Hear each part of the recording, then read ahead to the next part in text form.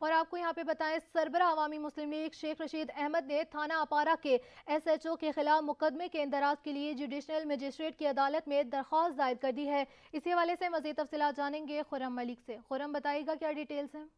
جی بالکل جی، پہلے تو اس پر شیخ رشید کا اس حوالے سے اس کیس کی سماعت بھی ہوئی ہے۔ سابق کے خلاف عمران خان کے قتل کی سازش سے متعلق کیس تھا۔ اسلام آباد پولیس نے سابق وزیر داخلہ شیخ رشید کے خلاف چالان بھی پیش کر دیا۔ جوڈیشل مجسٹریٹ عمر شبیر نے شیخ رشید کے خلاف مقدمے کی سماعت کی ہے۔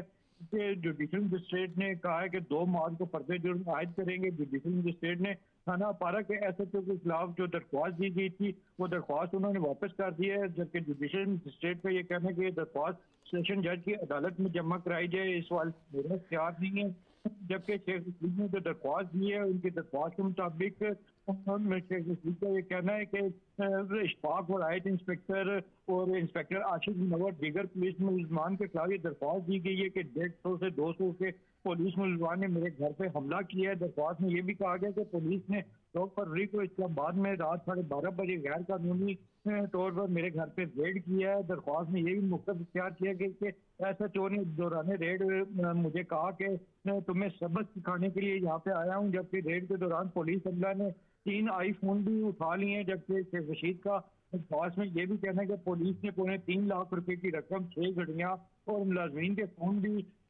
وہ چھین کے لے گئے۔ اور یہ درخواست جب انہوں نے عمر شبیر کی عدالت میں دی تو عمر شبیر کی عدالت نے یہ درخواست واپس کر دی ہے۔ ان کا یہ کہنا ہے کہ یہ درخواست ان کے دائرۂ اختیار میں نہیں آتی، اس لیے آپ یہ درخواست سیشن جج کی عدالت میں پیش کریں گے۔ ٹھیک ہے، یہ عدالت سیشن جج کی عدالت میں پیش کریں۔ خرم ملک ہمیں آگاہ کر رہے تھے، بہت شکریہ آپ کا۔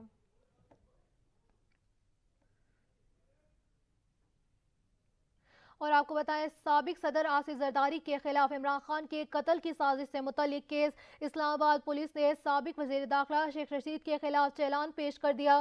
شیخ رشید کے خلاف فرد کے لیے 2 مارچ کی تاریخ مقرر کر دی۔ شیخ رشید نے استدعا کی ہے کہ ایک کانفرنس میں شریک ہونا ہے، 15 مارچ کی تاریخ دے دیں، جس پر عدالت نے کہا کہ ہائی کورٹ کے آرڈرز ہیں، چالان آ گیا ہے، لمبی تاریخ نہیں دے سکتے، ٹرائل شروع ہو جائے گا تو پھر دیکھ لیں گے۔